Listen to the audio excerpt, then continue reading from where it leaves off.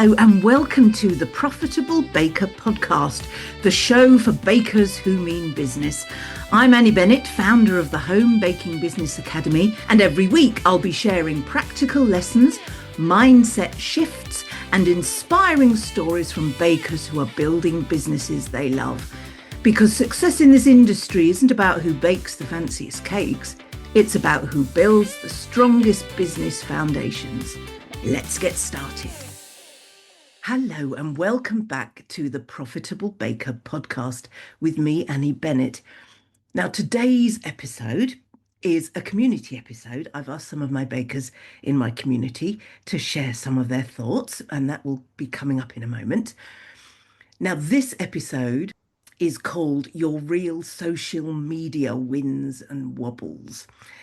This episode is about social media. Now, it's not all about hacks and trends. It's more about what social media is actually looking like right now, because it's shifting. Getting good reach is more about being really clear in your messaging and consistency rather than just chasing trends, doing the little dances and posting 3 times a day. You do not need to be posting 3 times a day. What you need to be doing is being really clear what your business is about and who you serve, because the algorithm, think of it like a student, it's trying to learn about you and it's trying to find out who to show your content to. And if you're really clear about what your business does, what you do, who you're for, then it's going to have an easier job finding people to show it to. If you're unclear, if you keep changing your messaging, if you keep changing your style, if you keep changing what you're about, then the algorithm just doesn't know what to do with you.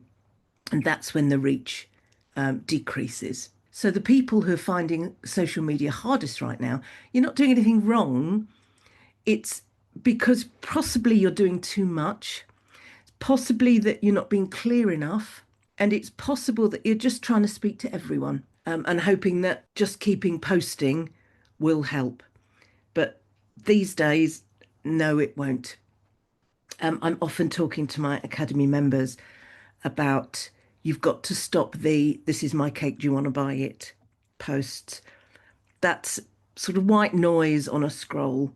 People might linger a half a second to look at your cake, but other than that, they're not interested really. What you've got to do is you've got to get them interested in what you do and how you do it. And that way, not only will people stop and watch and look at what you do, the algorithm will really know who it is to show your content to. As I said, this is a community episode, your real social media wins and wobbles. And I asked my community to share 3 things. First of all, their biggest social media frustration. Secondly, one post they're genuinely proud of.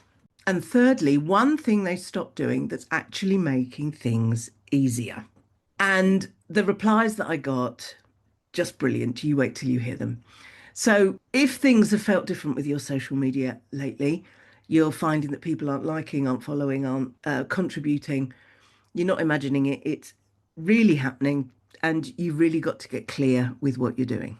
Let's have a look at some of these things. So the wobbles, our biggest social media frustrations. I see this all the time online, particularly where bakers say, I put this post out, I used to get however many likes, but now I'm getting nothing. What's going on? And as I said, this is because the algorithm is changing. You need to be really clear about what it is you do so that it knows who to show your content to. And that's the bottom line, really. So I had a couple of people comment on this one. First of all, we have Lowry at Sugar and Swells. Hello, Lowry. She says, my biggest frustration is trying to get noticed. I'm engaging on local community pages, trying to word my post to target an audience, but it seems so hit and miss. One post gets 500 views and the next 100 views. I'm trying to figure out algorithms. And this is the problem that we are facing a lot of the time. And as I've said, it's all to do with letting the algorithm know who you want to show your content to. And you give out certain signals, and there are certain signals that the algorithm picks up. The first which isn't a very strong signal, but it's better than nothing, is likes and loves. Okay, not a very strong one. You want to get more than just that. The second one is watch time. If you can keep people on your content for 3 seconds or more, then the algorithm sits up and listens and goes, oh, hello. This looks like something interesting that I want to pass on. You want to encourage shares. If people are sharing your content, again, the algorithm loves it. And what they will do is they will look at the people that are sharing and they will show your future content to people who are similar to that.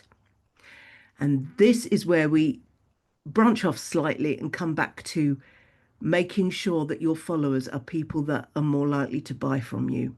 If your followers are all fellow bakers or all relatives that are never going to buy from you and they all share your posts, it's lovely of them, but the algorithm's not going to be clear who to show your future posts to. It's going to want to share it to people similar to those people.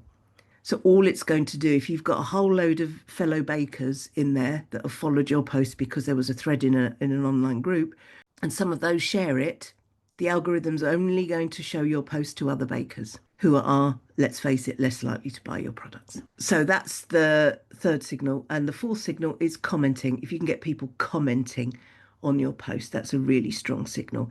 And once people comment, you can then engage, you can chat. You get a really good post and you'll have your followers commenting on other people's comments as well. So you can see what you need to do here. You need to create content that people are stopping and looking at. So you've got to have a really good hook. You've got to make sure that the first thing they see makes them stop and think, oh, I want to see more of this. You've got to have content that they're going to want to pass on to other people, whether it's interesting, whether it's a tip, whether it's funny. Memes are often things that people share. And you've got to create content that people are going to comment on. The here's my cake, do you want to buy it isn't going to get lots of comments on it. But if you put up a post, do you prefer sponge cake or fruit cake? You're much more likely to have people commenting. I did a whole series of posts when I was baking about different flavors. And I found a whole load and did one a week, and it lasted me for months, that sort of series. And I included things like matcha tea.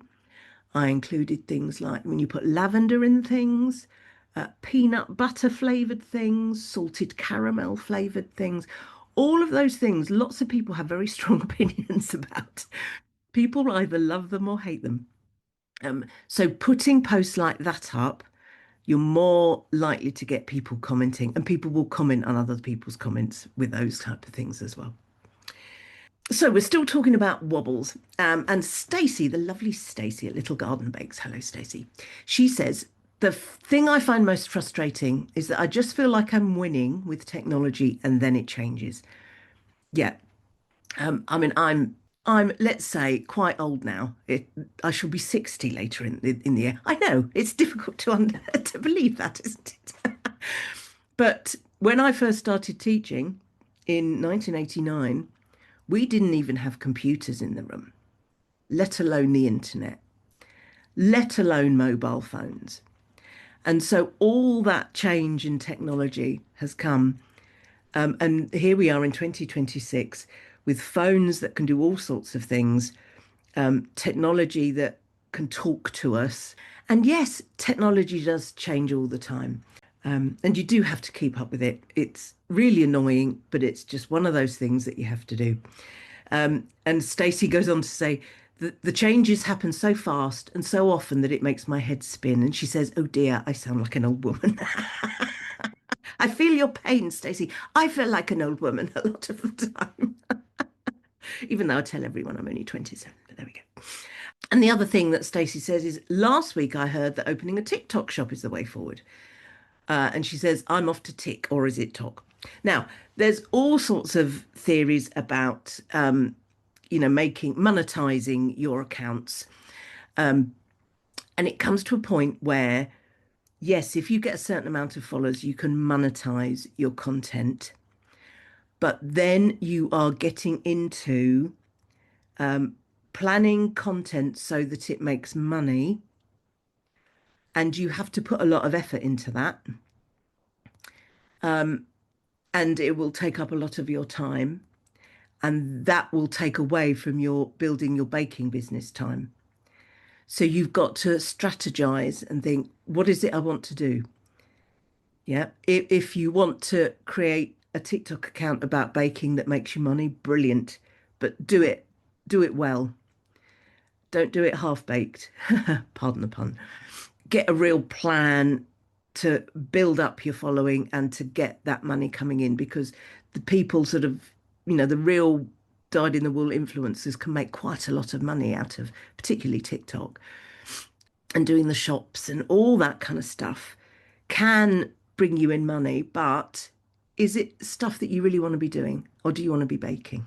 Because you can't put your all into both things. Not really. That's just my view. So that's the wobbles. Now the wins. I asked my community to tell me about posts that they're proud of, and I loved this. Lowry at Sugar and Swell says, the post I'm most proud of was my first market stall. It was my message that I'm out there, I can hold my own, and I can do this. And I love that. To actually post out that you are starting your business, that things are actually happening. Absolutely brilliant. It's a pivotal moment, isn't it? What you need to do, Larry, is find that post and make a screenshot of it and put it in a frame on your wall, I think. Because that's when it first started, isn't it? I love that. And Stacey says, she says, I'm proud of the post I did when challenged to introduce myself. Stacey's one of the members in the academy, and one of the things I said a while back was make yourself known. Let people know who you are, because if people see the person behind the business, they're much more likely to build a know, like, and trust relationship with you. She said she challenged herself to introduce herself and her business on social media. She says, not only did it get a very good response, it was a personal triumph for me, as I hate having my photo taken. And I love this bit. Listen, my daughter once said to me, if I ever went missing, the police would be looking for a 20-year-old woman, because those are the only photos that they have of her. And she's slightly older than me. I won't read out your age, Stacey, but I've just told you how old I am, and she's very, very slightly older than me. So we're of a kindred spirit, Stacey and I. And she says it is true to say that people like to be able to put a face to the name and feel more confident to buy from you. It's absolutely true. If I go on to a website and there's pictures of people on there, I'm much more likely to stay and engage and think this is a real, people's business, particularly if it's a smaller business and there's an about section about the person who set the business up, how they did it, what they're doing, how they work, what they perhaps even do day to day. I love all that. And it really helps me to engage in that business. And people will love that. And the algorithms love that. If you talk about your business, talk about what you do some posts about how you set it up, why you set your business up. And people will love that. People will love reading about that and engage with that. And the third question I asked was anything you've stopped doing? Hmm. This is really interesting, because a lot of the time we're sort of often in this I must do more sort of cycle. Whereas sometimes it's just as powerful to stop doing something rather than doing more of something. So I asked them what they've stopped doing. So Lowry says, I've stopped, and I love this, Larry, this is going to get you far. I've stopped comparing myself to others. I think this was making me panic that I wasn't good enough and have a wobble. My mum then said, Lowry, you're young, you're a new business, and it will come. These businesses have been going for years and have multiple members of staff. And I thought about it, and yes, she was right. But Larry says, in brackets, don't tell her. I think she might know now because I've just broadcast it. But anyway, but Lowry recognizes and understands that she needs to grow at her own pace and be confident in what she offers. And I think the comparison thing is something that we're all guilty of. All of us are guilty of this. But often We're not comparing a like with a like. If you're starting up your business, let's say you're on chapter one, a lot of the people that you're going to compare yourself to are on their chapter 20. They've done all, from chapter one to chapter 19. They might have people doing their social media for them. They might have a team. They might have, all sorts of things that you haven't got yet. So you can't compare. All you can do is be yourself. Say who you are, what you do, what your aims are, what your dreams are, what you're determined to do, and people will buy into that. Absolutely. And Stacey, what has Stacey stopped doing? Now, this, I love this as well. She says, I've changed the way my posts are worded so that when I post reels or pictures of cakes, they target a requirement that people have rather than just saying, look at this pretty cake I've made. You can tell she's an Academy member. Um, I'm often saying to them, don't do the, this is my cake, do you want to buy it? Because that's going to get you nowhere. And she's obviously picked that up really, really well. She says a recent reel of a baby shower cake she asked if people had a celebration coming up and said I could help with a bespoke cake. Within an hour and a half of it going out on Facebook, I had 6 inquiries for celebration cakes. Wow. A baby shower cake, first birthday cake, 50th birthday cake, and an 80th birthday cake, a 30th birthday cake, and a selection of cupcakes. Wow. Previously, my reels had over 1,000 views, but no orders. So what Stacey's doing there, something again that she's learned in the academy, is that you have to talk to your audience and see what their problems are. Have you got a celebration coming up? Well, I can make the cake for you. That's spotting a problem. Someone with a celebration, but they haven't got a cake yet. That's as simple as that. The problem solving is as simple as that. And it changes the mindset of the person looking at it rather than them just saying, oh, that's a nice cake. The wording there has made them think, oh gosh, yes, I have got something coming up and I would like a cake for it. And that one post of Stacey's, 6 inquiries just because she changed the wording on it. Brilliant. We love it. Let's talk again about why your reach might be falling. I've mentioned it a couple of times. It's because you're not being clear enough about what your business is about and who your ideal client is. If you try and appeal to everybody, you will end up appealing to nobody. It's not to say that you only sell to certain people, although in certain cases you might. You might be selective in who your customers are. But what you do is you try to appeal to certain people. And those are the people that will sit up and go, oh, she's talking to me. I feel really heard here. I really feel like this person is for me and knows all about me and my issues and my problems and what I need. And those are the people that will engage. What happens there is the algorithm goes, I know exactly who it is I want to show your content to because I can see who is liking and sharing and commenting. So I'm going to show your content to people like that. That's how the algorithm works. It finds people like that. And it's all to do with, you've probably noticed this has been true for years, that if you Google something or ask a question online, more often than not, adverts come up on your Facebook to do with that. You want to buy, I don't know, a double bed. So you Google double beds, you look at double beds, and then all of a sudden on your Facebook feed, there's all sorts of adverts for double beds. That's not a coincidence and it's not magic. It's because the websites that you go to have things called pixels, which inform Facebook. And then Facebook, it's all very technical. And I must admit, I don't know all of it because I'm not a technical social media expert, but I know what I know. And I know this.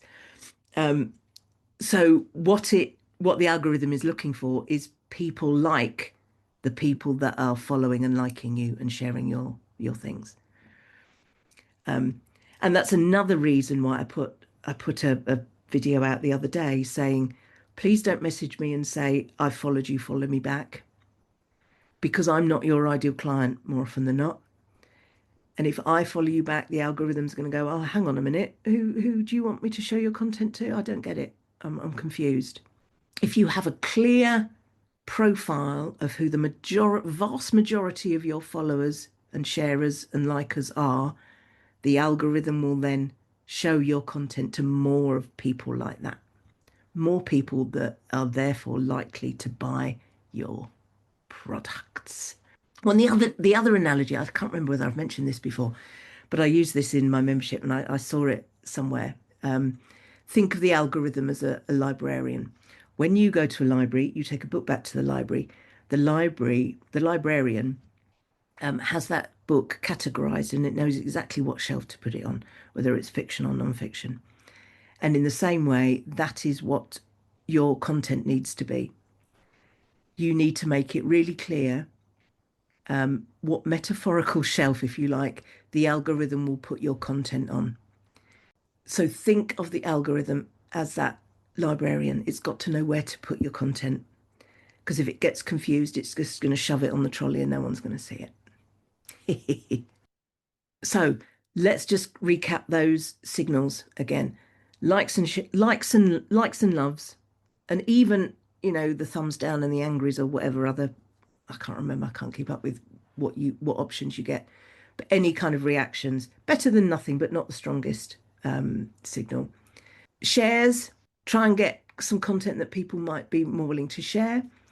Watch time. Keep people on your content for 3 seconds or more, and you can do that by the hook, by starting off with something really interesting that they want to watch, starting off with a question, starting off with a, do you want to know how to do this? Well, listen on, I'll tell you.